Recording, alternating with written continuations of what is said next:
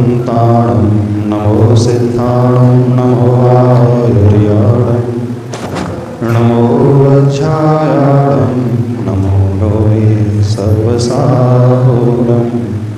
पंच परमेष्टि भगवान के, देवादिविकजराष्ट्री मुनिसर्वनाथ भगवान के, पूज्य आचार्य भगवान गुरुदेव श्री विद्यासागर जी महाराज के, पूज्य आचार्य प्रवर श्री समय सागर जी महाराज के, सागर जी महाराज की जय। किसी भी परिस्थिति को समझने के लिए कई दृष्टिकोण होते हैं। जब भी अनित्य भावना का कथन आता है, आप लोगों से कहा जाता है कि यह चिंतन करो, जो भी हमें मिला है संसार में वह क्षणभंगुर है, नश्वर है, क्षणिक है, वियोग उसका होने वाला है, वह छूटने वाला नहीं है। तो अंदर से ये भाव पैदा होने लगता है विकल्प का, जिसे हम अभी तक अपना मानते हुए आए हैं, और वह जुदा हो जाएगा, छूट जाएगा तो हमें टेंशन होने लगेगा। अब इसी परिस्थिति को थोड़े से दूसरे दृष्टिकोण से समझने की कोशिश करें। अनित्य का प्रतिपक्ष नित्य होता है। यदि हम आपसे कहें जो आपने पाया है, जो भी आपको मिला है, वो हमेशा आपके साथ रहेगा, वो कभी आपसे दूर नहीं हो पाएगा, तो कैसा लगेगा? बताइए, अच्छा लगेगा? क्यों नहीं? हमसे कभी कुछ छूट ही नहीं सकता, हमसे कभी कुछ अलग हो ही नहीं सकता, हमसे कोई भी व्यक्ति कभी दूर जा नहीं सकता। अब नित्य भावना का चिंतन करना शुरू करता हूं। एक बहुत अच्छा प्रिंसिपल है जैन धर्म का। जब द्रव्य के लक्षण की बात आती है, द्रव्य कैसा होता है, तो वहां कहा है उत्पाद व्यय द्रव्य युक्तम सत सद्रव्य लक्षणम। अर्थात दुनिया में जितने भी जीव हैं, जितने भी व्यक्ति हैं, जितनी भी आत्मा है, जितने भी द्रव्य हैं, हर व्यक्ति के भीतर हमेशा ये तीनों चीजें घटित होते रहती हैं। कुछ उसके भीतर हमेशा उत्पन्न होते रहता है, और कुछ ऐसा है जो हमेशा नष्ट होते रहता है। लेकिन उत्पन्न और नष्ट होने के बीच की एक कड़ी है, वो ध्रुवता को लिए हुए है, द्रव्य को लिए हुए, वह जोड़ करके चलने वाली है। और जो द्रव्य होता है वो हमेशा रहता है, नित्य रहता है, उसका कभी मरण नहीं होता। यदि हम यह दृष्टि अपने भीतर लेकर के आ जाए कि हम कभी संसार से दूर हो ही नहीं सकते, हम कभी मर ही नहीं सकते, अथवा जिसे हम चाहते हैं वो कभी मरेगा नहीं, तो कैसा लगेगा? आप किसे चाहते हो? चलो बताओ, बी वेरी प्रैक्टिकल। हाँ, आप अपने संसार में, अपनी दुनिया में किसे चाहते हो? सबसे ज़्यादा आसक्ति किससे है आपकी? बेटी से कि बेटे से? नहीं, अभी शरीर को अपन थोड़ा सा गौण करें। सबसे ज़्यादा राग, सबसे ज़्यादा अटैचमेंट किससे है? बेटी से, बेटे से, हस्बैंड से, माता से, पिता से, किससे है? होगा, ऐसा तो है ही नहीं कि आप संसार में रह रहे हो और किसी से आपका जुड़ाव ना हो। होगा ना, सबका जुड़ाव है। ऐसा कोई व्यक्ति है जो कहता है कि मेरा किसी से कोई जुड़ाव नहीं? कौन है ऐसा व्यक्ति यहाँ बैठा हुआ? किसी से भी आत्मीयता नहीं संसार में, किसी से कोई अटैचमेंट नहीं, कोई राग नहीं। और हम देखना चाहते हैं ऐसे व्यक्ति को। हाँ, ऐसे भी बहुत सारे लोग होते हैं जिन्हें किसी से कोई राग नहीं होता। हाँ, जिन्हें किसी से कोई राग नहीं होता वो भगवान बन जाते हैं, वो वीतरागी हो जाते हैं, वो वैरागी हो जाते हैं, उन्हें किसी से कोई राग नहीं होता। अब हर इंसान का किसी न किसी से राग तो है। तो जिसे आप बहुत अधिक चाहते हो, बहुत अधिक राग है, और हम कह रहे हैं वो व्यक्ति कभी नहीं मरेगा, तब कैसा लगेगा? नहीं मरेगा, हम कह रहे हैं। शास्त्र ये कहते हैं, भगवान ये कह रहे हैं, कोई व्यक्ति कभी नहीं मर सकता। इवन साइंस भी ये कहता है, energy can not be created nor it can be destroyed. Energy or substance cannot be created nor it can be destroyed. It's just transform from one stage to another stage. वह द्रव्य, वह ऊर्जा न तो वो पैदा होती है और ना ही वह समाप्त होती है। जो एनर्जी होती है, इलेक्ट्रिक एनर्जी आपकी काइनेटिक एनर्जी में कन्वर्ट हो जाती है, फिर वो मैकेनिकल एनर्जी में कन्वर्ट हो जाती है, फिर वो दूसरी एनर्जी में कन्वर्ट हो जाती है। यही होता है। ऊर्जा का परिवर्तन एक ऊर्जा से दूसरी ऊर्जा में होता रहता है। तो ऊर्जा को तो हम पैदा कर ही नहीं सकते विज्ञान के अनुसार, और सब्सटेंस, उस द्रव्य को भी हम पैदा नहीं कर सकते। जो संसार में है ही नहीं, जिसका एग्जिस्टेंस ही नहीं है, उसे हम कभी पैदा नहीं कर सकते, और जिसका एग्जिस्टेंस है उसे हम कभी समाप्त भी नहीं कर सकते। जिसका अस्तित्व भी नहीं है उसे भगवान भी नहीं पैदा कर सकते, नहीं कर सकते, और जिसका अस्तित्व होता है उसे संसार की कोई शक्ति समाप्त नहीं कर सकती। आपका अस्तित्व है कि नहीं है? अस्तित्व है ना, एग्जिस्टेंस है। जिसे आप चाहते हैं, आपकी अपनी बेटी, बेटी को चाहते हैं, बेटे को, दोनों को बराबर। हाँ, जिनके बेटे बेटी हैं अथवा जिनके बेटे हैं, दोनों को बराबर।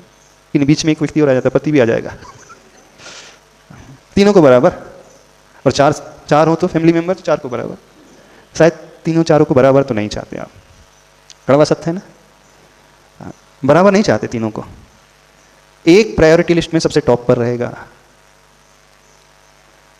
और एक कठिन प्रश्न पूछ ले, बेटी को ज्यादा चाहते हो कि पति को ज्यादा चाहते हो?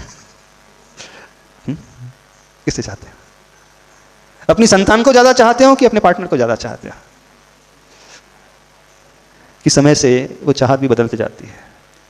जब तक बच्चे का जन्म नहीं होता तब तक पार्टनर को ही व्यक्ति चाहता है, जैसे ही बच्चा आता है उसके जीवन में संतान पहले नंबर पे आ जाती ना।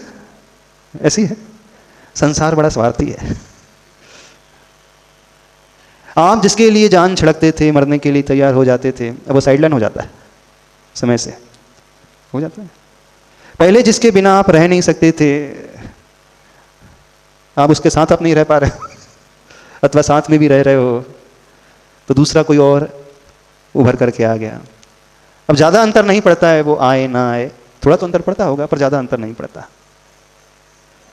चाहत भी समय से बदलती है, बदलती है ये पंडित जी, बदलती है। राग भी समय से बदलता है। पहले पति का राग था, पत्नी का था, अब संतान का राग हो गया। तो आपकी लाइफ में कोई एक ऐसा होगा जिसे आप बहुत चाहते हो। अब जिसे आप चाहते हो उसका एग्जिस्टेंस तो है कि नहीं है? एग्जिस्टेंस होगा तभी तो चाह रहे हो। आप उसे देख पा रहे हो, उससे बात कर पा रहे हो, उसे पहचानते हो, पहचानते हो, तो इसका अर्थ है उसका अस्तित्व है। अब प्रिंसिपल क्या है, सिद्धांत क्या है? जिसका अस्तित्व रहता है, जो सत रूप होता है वो कभी असत रूप नहीं हो सकता। जो एंटिटी एग्जिस्ट करती है वो एंटिटी इस दुनिया से कभी समाप्त नहीं हो सकती। वो सब्सटेंस भी, वो द्रव्य भी कभी समाप्त नहीं हो सकता। हो सकता है? बताओ तो सही, हो सकता है कि नहीं हो सकता? क्या आपका विश्वास बोलता है? क्योंकि इसी विश्वास पर सब कुछ टिका हुआ है, इसी श्रद्धा पर सब कुछ टिका हुआ है। हो सकता है आपका हो कि नहीं, वो चाह सकता है, वो छूट सकता है, वो छूट जाता है। जो छूटता है अथवा जो छूट सकता है अथवा जो छूट जाता है, जो हमसे अलग हो जाता है, जो हमसे दूर हो जाता है, इसका अर्थ है वो तो हमारा है ही नहीं। यही है ना। और जो हमारा अपना होता है वो कभी हमसे दूर नहीं होता। क्या? जो हमारा अपना होता है वो कभी हमसे दूर नहीं हो सकता। भले ही वो पास में ना हो, क्षेत्र की अपेक्षा कहीं और हो, लेकिन मन में तो वो रहता है। आपका बेटा पढ़ने के लिए अमेरिका चला जाए, कहीं बाहर चला जाए, दूरी बहुत लंबी है, हजारों किलोमीटर, 10,000 किलोमीटर दूरी, पर आपको क्या लगता है? बताइए। वो बोस्टन में पढ़ रहा है, सैन फ्रांसिस्को में पढ़ रहा है, लंदन में पढ़ रहा है, कहीं पर भी पढ़ रहा है, पर दूर लगता है आपको? नहीं लगता, क्योंकि वो आपके मन में है। तो क्षेत्र की अपेक्षा भले ही दूरी हो जाए, लेकिन मन से तो दूरी नहीं होती। ऐसे ही ना? कैसा है? समझो, इस सिद्धांत को समझने की कोशिश कर रहा हूं। सिद्धांत ये है कि संसार में जो है, जिसका अस्तित्व है, वो कभी मर नहीं सकता, और जो नहीं है वो कभी पैदा भी नहीं हो सकता। ये सिद्धांत है। जब वो मर ही नहीं सकता है, जब वो हमसे दूर हो ही नहीं सकता है, तो फिर विकल्प किस बात का? किस बात का विकल्प होता है? आज हमें उस नित्य भावना को समझना है जो कभी समाप्त नहीं होती है। तो हर सिक्के के दो पहलू हैं। एक पहलू ये है कि हर द्रव्य में कुछ घट रहा है, कुछ बढ़ रहा है, कुछ पैदा हो रहा है, कुछ नष्ट हो रहा है, लेकिन कुछ ऐसा है जो दोनों को जोड़ करके लगा हुआ है, वो ध्रुव है। तो जो हमसे दूर होता है वो शरीर होता है, पर्याय होती है। पर्याय हमेशा परिणमनशील है, पर्याय हमेशा बदलती रहती है। बदलती है कि नहीं? जब आपका जन्म हुआ था तब आप कैसे दिखते थे? अपनी फोटो देखी कभी जिस दिन आप पैदा हुए थे? और आज अपनी फोटो देखो, कितना अंतर नजर आएगा। जब आप 2 साल के थे तब आपका फेस कैसा था, जब आप 5 साल के हो गए तब कैसा, जब 10 के हो गए, 15 के हो गए, 20 के हो गए, आज 40 के हो गए। हर फोटो बदली बदली नजर आती है कि नहीं बदली है? हर स्टेज बदल रही है। स्टेज बदलते हुए भी आप क्या कहते हैं? कि मैं ही हूं, कि वो कोई और था जो 2 साल का था। जिसका जन्म हुआ था वो कोई और नहीं था, भले ही वो कुछ और दिख रहा था, पर आप यह कहते हैं कि मैं ही हूं, ये मेरी ही फोटो है, अथवा मेरे ही बच्चे की फोटो है। 10 साल होने के पश्चात भी आप कहते हैं ये मेरी ही फोटो है, मैं ही हूं ये भी। और 30 साल की उम्र में आकर के भी आप यही कहते हैं मेरी, और आज 60 साल में भी आप यही कहते हैं मैं ही। लेकिन हर फोटो बदली नजर आ रही है। जब पूरी फोटो बदल रही है तो फिर वो आप कैसे हो सकते हैं? बताइए हमें। पूरा चेहरा बदल रहा है, शरीर की बनावट बदल रही है, बालों का रंग बदल रहा है, स्किन बदल रही है, झुर्रियां आ रही है, सब कुछ बदल जाता है। फिर भी मजबूत धारणा यह है कि हम ही हैं, ये हम ही हैं इसमें, और कोई और नहीं। दोनों बात कैसे कह रहे हैं आप? एक तरफ आप कह रहे हैं कि मैं ही हूं, और दूसरी तरफ कह रहे हैं फोटोज दिखा रही हैं कि अलग अलग फोटोग्राफ है, अलग अलग फेस है, तो एक कैसे हो सकती है? दोनों विपरीत बातें हैं कि नहीं? फिर भी आप कैसे स्वीकार कर लेते हैं, कैसे मान लेते हैं कि वो मैं ही हूं? आप दोनों बातें साथ लेकर के चल रहे हैं। कुछ ऐसा है जो नहीं बदल रहा है, लेकिन कुछ ऐसा है जो प्रतिपल बदल रहा है। और जो प्रतिपल बदल रहा है, हर क्षण बदल रहा है, वो शरीर है। और जो नहीं बदल रहा है वो आप हो। आपकी आइडेंटिटी क्या है? पहचान क्या है? बताइए। शरीर से आपकी पहचान है कि आत्मा से आपकी पहचान है? कि मिली जुली अवस्था वाली आपकी पहचान है? कौन सी पहचान है? और हम पूछ ले, आप अपने बेटे को चाहते हो कि बेटे के शरीर को चाहते हो, कि बेटे की आत्मा को चाहते हो? किसे चाहते हो? आप जिसे भी चाह रहे हो, बेटे के शरीर को कि बेटे की आत्मा को? क्या किसे चाह रहे हो? बेटी को कि बेटे की आत्मा को? किसे चाह रहे हो? बोलिए तो। मिलीजुली पर्याय को चाहते हैं। हाँ, मिलीजुली पर्याय को चाहते हैं। यदि मिलीजुली पर्याय को चाह रहे तो पर्याय तो हमेशा बदल रही है ना। जो जन्म के समय था उस बेटे का चेहरा, उसका शरीर 1 फीट का था। समय के साथ साथ जैसे जैसे उम्र बढ़ती गई उसका शरीर भी तो हर क्षण बदल रहा है। हर क्षण बदलते हुए शरीर को देख करके भी आप यही कहते हैं कि ये मेरा ही बेटा है, ये वो ही है। तो आपको दुख क्यों नहीं होता है जब उसका शरीर बढ़ जाता है, उसके शरीर का रंग बदल जाता है? कौन सी स्टेज को चाहते हो? जब जन्म हुआ था वाली स्टेज को चाहते हो? 2 साल वाली स्टेज को? 3 साल वाली, 4 साल वाला बच्चा चाहते हो? जब बच्चा 4 साल का हो जाता है तो आपको लगता है ना जल्दी जल्दी बड़ा हो जाए। लगता है कि नहीं? नहीं लगता। और बच्चे को भी लगता है मैं भी जल्दी जल्दी बड़ा हो जाऊं। कौन से बच्चे को आप चाह रहे हो? हम सिर्फ ये जानना चाहते हैं। जन्म वाले बच्चे को? बताइए, क्या है? सोचिए आप कौन से बच्चे को चाह रहे हो? 5 साल वाले शरीर जिसने उस रूप को धारण कर लिया, उसकी 10 साल वाले बच्चे के? आपका बच्चा 10th क्लास में 15 साल का हो गया, अब 15 साल में उसका शरीर और कुछ बड़ा हो गया है, बदल गया है। भले ही शरीर बदलता गया है, हर पल बदलता गया है, लेकिन आपने उसके शरीर को नहीं चाहा। उस शरीर के भीतर बैठे हुए उस बच्चे को चाहा, उसकी आत्मा को चाहा, नहीं चाहा। तो आत्मा तो मरती नहीं कभी। द्रव्य है ना, आत्म द्रव्य है, जीव द्रव्य है, वो तो कभी मरता नहीं। मरता है। जब वो मर ही नहीं रहा तो फिर किस बात का टेंशन, किस बात का विकल्प? हाँ, क्या बोल रहे हो? जब वो मर ही नहीं रहा। हम महाराज जी द्रव्य दृष्टि से देख ही नहीं पा रहे हैं, हम पर्याय को ही देख रहे हैं, इसलिए हमें दुख हो रहा है। तो गलती किसकी है? हमारी ही गलती है, हमें सुधारना चाहिए अभी। तो वो देखना सीखो ना जो कभी समाप्त नहीं होगा, जो कभी छूटेगा नहीं।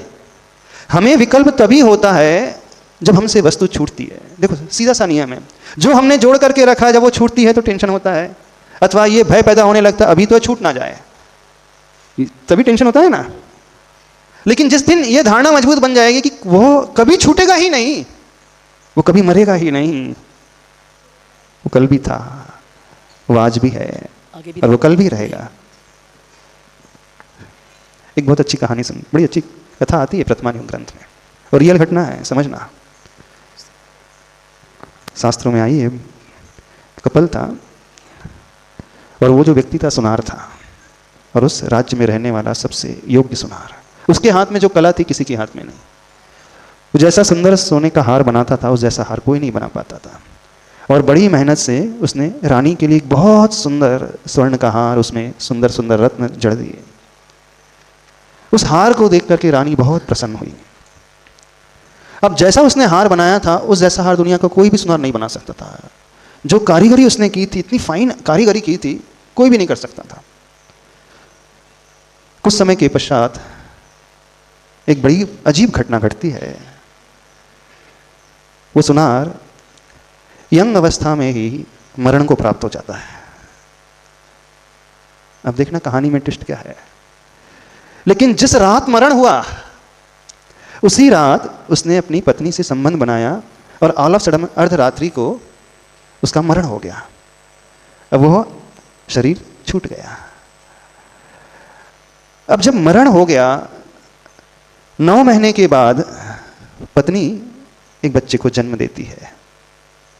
ध्यान से सुनना, बड़ी कथा रोचक है। और जब बच्चे का जन्म होता है, वो 3-4 साल का होता है, तो उस बच्चे को जाति स्मरण हो जाता है। एक ज्ञान होता है जाति स्मरण ज्ञान। जाति स्मरण ज्ञान ये कहलाता है कि उस बालक को अपने पूर्व भव का पूरा याद आ जाता है। आप लोगों ने भी ऐसी घटना सुनी होंगी, न्यूज़पेपर में बहुत सारी घटना आती हैं। एक बच्चे का जन्म हुआ, गांव में जन्म हुआ, और वो अपने पूर्व भव की घटना बता रहा है कि मैं अमेरिका में था, और वो पूरी वैसे ही अमेरिकन इंग्लिश में बात करता, पूरी साइंटिफिक लैंग्वेज में बात कर रहा था, क्योंकि पूर्व भव में वो साइंटिस्ट था। जिस गांव में वो पैदा हुआ था, वो बता रहा था कि मैं पूर्व भव में उस सिटी में रहता था, ऐसा बड़ा साइंटिस्ट था। जब पूरा रिसर्च किया गया तो सही पाया गया, जो जो उसने बताया बिल्कुल एज इट इज। यानी आज भी ऐसे उदाहरण मिलते हैं जिन बच्चों को अपने पूर्व जन्म का याद आ जाता है। तो पूर्व जन्म का याद आ जाना, उसका नाम है जाति स्मरण ज्ञान। जैन शास्त्रों में वर्णन आता है। अब जब वो 3 वर्ष का बालक हुआ, लगभग 3-4 वर्ष का, तो उसे जाति स्मरण हो गया, अर्थात उसे पूर्व भव का पूरा दिखने लगा। अब पूर्व भव में जानते हो वो कहां था? जिस घर में पैदा हुआ, पूर्व भव में वो उसी घर में था, और जिससे वो पैदा हुआ, पूर्व भव में वह उसी का पति था। क्या कह रहे हैं? यानी वह पति अपनी पत्नी से संबंध बनाता है, और अपने ही वीर से अपनी ही पत्नी के गर्भ में आकर के जन्म ले लेता है। संबंध बनाते ही उसमें जीव आ जाता है, ऐसा नहीं। साइंस भी मानता है कुछ पीरियड में उसमें आत्मा आकर के जन्म ले लेती है। और जैन शास्त्र कहते हैं संबंध बनाने के पश्चात अंतर्मुहूर्त से लेकर 15 दिन तक का टाइम पीरियड होता है। उस टाइम पीरियड में आकर के जब रज और वीर्य मिलता है, उस मिश्रण में कभी भी कोई आत्मा जन्म ले सकती है। और संयोग ऐसा हुआ, उसी रात्रि को उसका मरण हुआ, और वह अपनी ही पत्नी के गर्भ में आकर के पैदा हो गया। अब उसका जन्म हो गया, कुछ वर्षों में उसे पूरा याद आ गया, जाति स्मरण आ गया। अब वो सोचता है कि मैं जिसे अभी तक मां मान रहा हूं, ये तो मेरी पत्नी थी। क्या विचार आता? धीरे धीरे वो बढ़ने लगा, उम्र बढ़ने लगी। वो बात ही नहीं करता था, किसी से बात नहीं करता था। थोड़ा और बड़ा हुआ, 10 साल का, 11 साल का, 12 साल का। वो बच्चा किसी से नहीं बोलता था घर में, उसे बड़ा संकोच होता था, मैं इसे मां कहूं या पत्नी कहूं? आप बताएं क्या कहना चाहिए उसे? चलो आपसे पूछ रहे हैं, क्या कहना चाहिए उसे? मां। पर उसे तो पत्नी दिख रही है, और वो अपनी पत्नी के गर्भ में पैदा हुआ है। बड़ी इंटरेस्टिंग कथा है। जब वो 10-12 साल का हो जाता है, जो हार उसने बनाया था रानी का, वो हार जो है रानी का टूट जाता है। अब रानी का हार सोने का टूट जाता है, तो रानी राजा से कहकर के उस हार को सुधरवाने के लिए सुनार के पास भेजती है। लेकिन कोई भी सुनार उस हार को सही नहीं कर पाया। घूमते घूमते इसी के घर में वो हार आता है, और वो 12 साल का बच्चा जो है उस हार को पूरा बना देता है और रानी के पास पहुंचा देता है। तो रानी और राजा पूछते हैं, पूरे राज्य में इतने सारे सुनार इस हार को नहीं सुधार पाए, और तुम 12 साल के लड़के हो, तुमने कैसे सुधार दिया? जब वो राजा रानी उससे पूछते हैं, तब वह पहली बार बोलता है राजा से कहता है, राजन जानते हो ये हार किसने बनाया? बोले, ये हार बनाने वाला भी मैं ही था, पूर्व में मैंने ही इस हार को बनाया था और आपके लिए भेंट किया था, लेकिन मेरा मरण हुआ और मरण होकर के मैं अपनी ही पत्नी के गर्भ में आ गया। अब वो मेरी माँ बन गई है। अब मुझे ये समझ में नहीं आ रहा है मैं उससे माँ कहूँ पत्नी कहूँ। अब जब मेरी बात दुनिया के सामने आ ही गई है, राजा रानी आपने जान लिया है, मेरी पत्नी ने भी जान लिया है, अब मैं इस घर में नहीं रह पाऊंगा, अब मैं इस संसार में नहीं रह पाऊंगा। और उसी दिन से वैराग्य आता है और दीक्षा ले लेता है। सही घटना घटी है। अब जिस पत्नी के साथ रहता था, उस पति का वियोग हो गया, तो वियोग होने पर पत्नी बहुत दुखी रहती थी। बोली, इसलिए दुखी रहती थी, यंग उम्र में ही मेरा पति चला गया। लेकिन धीरे धीरे उसने संभाला और 9 महीने बाद जब बच्चा पैदा हुआ तो बड़ी खुश रहने लगी। चलो एक सहारा मिल गया, बच्चा आ गया। अब आप बताइए, वो जो रो रही थी, सही में रो रही थी, किसके लिए रो रही थी? अब वो उस बच्चे को पति के रूप में नहीं जानती थी, उस बच्चे को तो बेटे के रूप में जान रही है, लेकिन था तो वही जीव। आप किसके लिए रो रहे हो? किसके लिए विकल्प करते हो? सत्य घटना है ये, शास्त्र में आई है घटना और घटी हुई घटना है। कहने का अभिप्राय, आप जिसे लेकर के इतना विकल्प करते हो वो तो मरता ही नहीं है। उसका पति मरा कहाँ था? अच्छा आप बताओ, उसका पति मर गया था? हाँ, पति मर गया था? कहाँ मरा था? वो तो उसी के घर में आके पैदा हो गया था। पैदा हो गया था। अब वो शोक कर रहे कि खुशियां मनाए। हाँ, जब जब वो पति को याद करती तो शोक करती, बेटे को देखती तो खुशियां मनाने लगती, जबकि जीव एक ही है। तो आप जिसके लिए शोक करते हो अथवा खुशियां मनाते हो, क्या है? किसके लिए विकल्प, किसके लिए रोना धोना, किसके लिए ज्यादा फूलना? जो आत्मा है वो आत्मा कभी नहीं मरती, और उसकी आत्मा भी नहीं मरी। वह आत्मा तो पहले दूसरी पर्याय में थी, दूसरे शरीर में थी, वह शरीर छूटा तो उसे नया शरीर मिल गया। नया शरीर मिलने के बाद खुश होना चाहिए कि दुखी होना चाहिए? नहीं पूछ रहे हैं।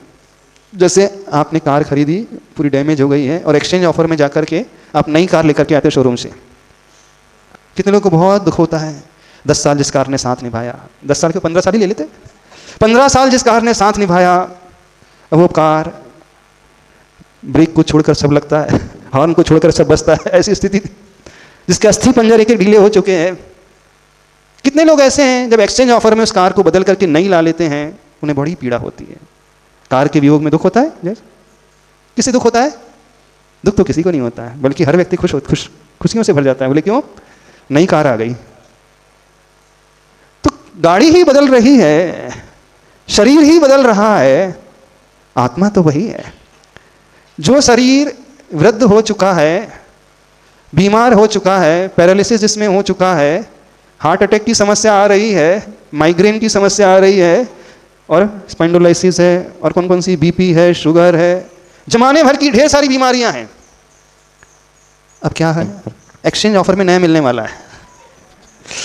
तो खुशी होना चाहिए कि दुखी होना चाहिए? व्यक्ति को नया मिले तो खुश होना चाहिए ना। फ्रेश, बढ़िया, न्यू ब्रांड, नई क्वालिटी, नया शरीर, सुंदर शरीर, एनर्जेटिक रहेगा। क्या होना चाहिए बताइए आप लोग? जब ये शरीर छूटे तो हमें आंसू बहाना चाहिए कि नए शरीर मिलने वाला, उसे सोच करके आनंद से भरना चाहिए।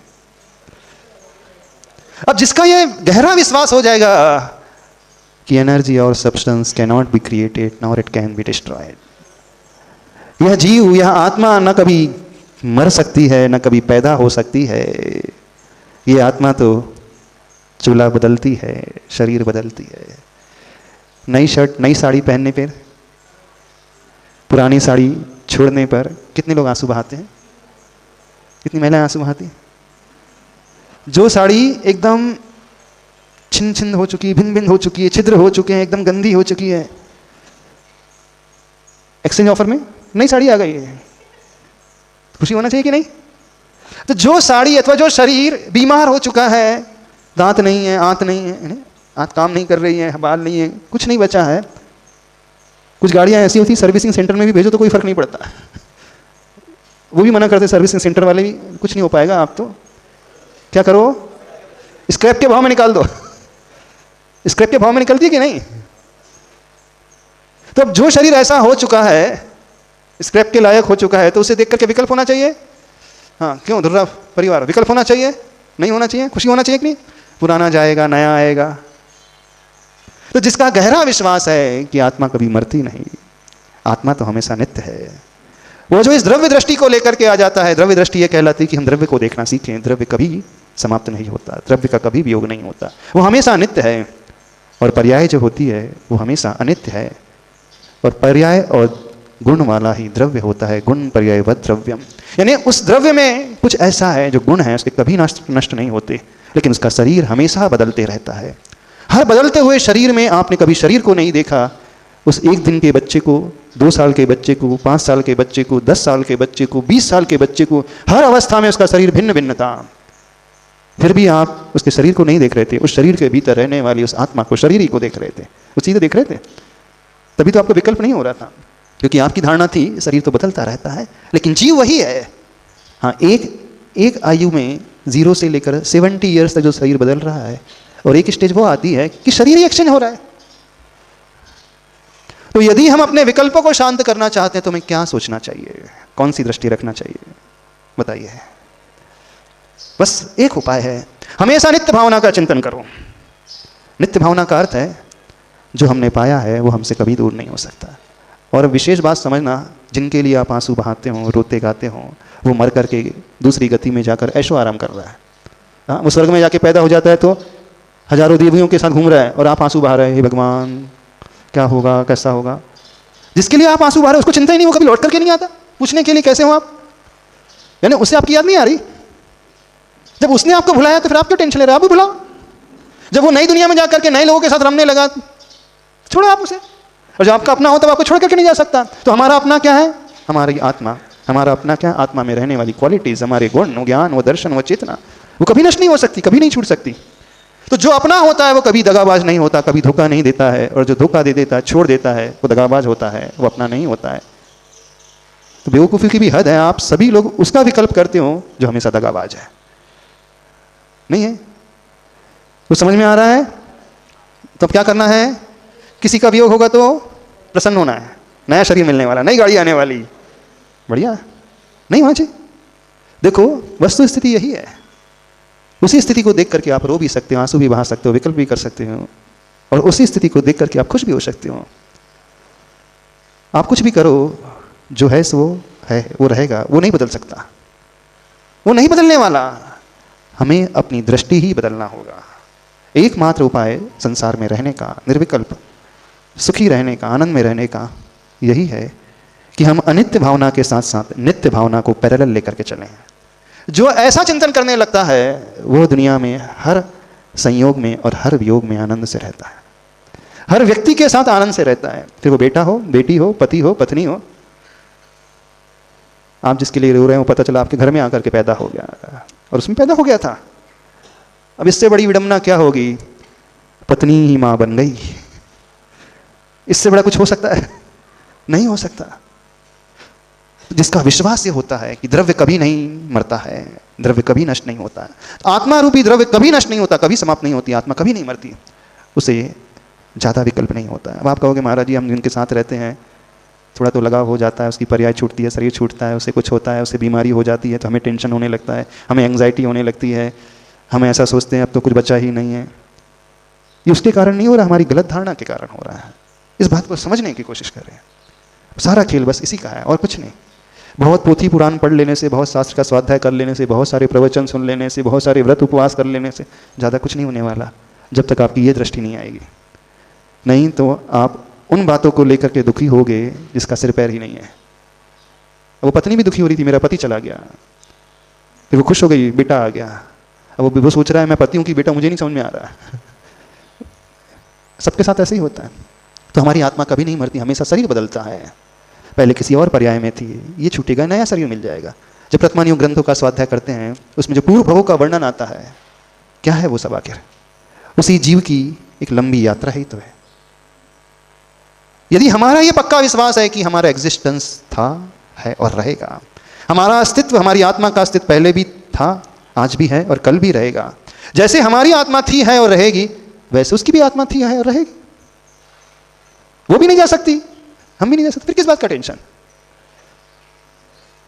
कुछ समझ में आ रहा है? नहीं, बात तो समझ में आ रही है, लेकिन क्या? हाँ, लेकिन क्या? हाँ, थोड़ा सा बताना, लेकिन क्या हो जाता है? जब बीतता है हम पर तो उस समय सब याद नहीं आता। नहीं आता याद? अब किसकी कमी है? यही तो हमें पहचानना है, यही सबसे बड़ी पहचान है। तो इस आइडेंटिटी को समझो, अपनी आइडेंटिटी को भी देखो और पर की भी आइडेंटिटी को भी देखो। आप व्यवहार में भी उसके शरीर को नहीं चाहते हैं।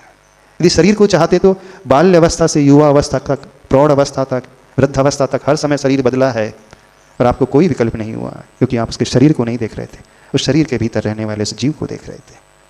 यही है ना, हमेशा शरीर बदलता है, लेकिन उसमें आप वही व्यक्ति यही कहता है, शुरू में भी वही कहता है मेरा नाम ये है, 10 साल में भी वही कहता था, 20 में भी, 50 में भी, 70 में भी, जबकि सब बदल रहा था।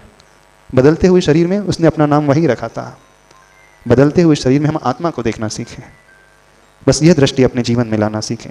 तो अनित्य भावना के साथ साथ नित्य भावना को पैरेलल लेकर के चलना है, सिक्के के दोनों पहलुओं को साथ साथ लेकर के चलना है। पर्याय हमेशा बदलती है, पर्याय दृष्टि में वो बदलते ही रहेगी, लेकिन द्रव्य दृष्टि में द्रव्य हमेशा स्थिर रहता है, वो कभी नहीं बदलता। इसी को हमें समझना है। जो इसे समझ लेगा वो सुनार की बाती हो जाएगा। जिस पत्नी से वो इतना राग करता था, अब वो पत्नी को देखना भी पसंद नहीं कर रहा था।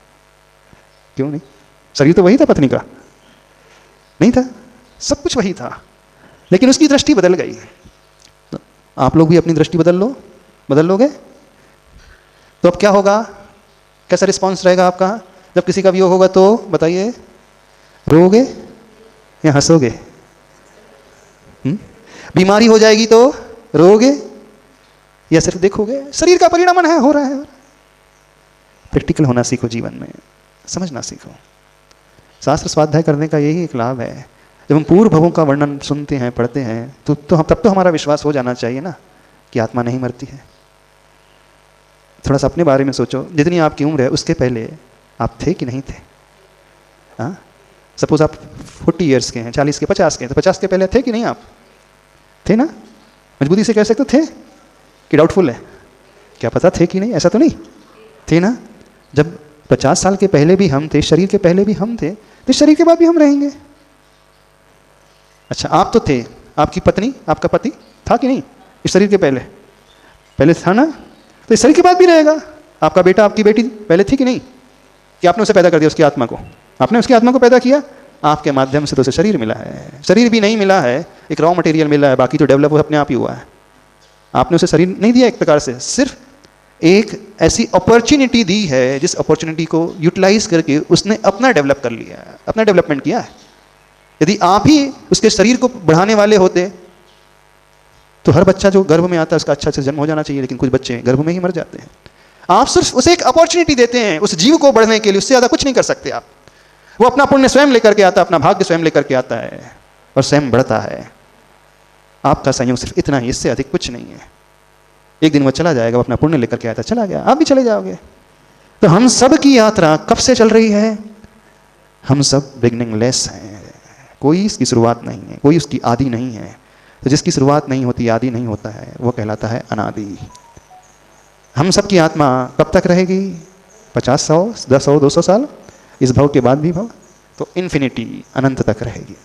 जब इस साइड भी देखते हैं तो वो बिगनिंगलेस है, और इस साइड देखते हैं तो वो एंडलेस है। फिर क्या टेंशन? हमारे साथ ही ऐसा नहीं है, हर जीव के साथ ऐसा है, सबके साथ ऐसा। बस इस दृष्टि को लाना सीखो और जिंदगी में आनंद से रहना सीखो। Don't worry, be happy. ठीक है? बोले संत रमणीय आचार्य गुरुदेव श्री विद्यासागर जी महाराज की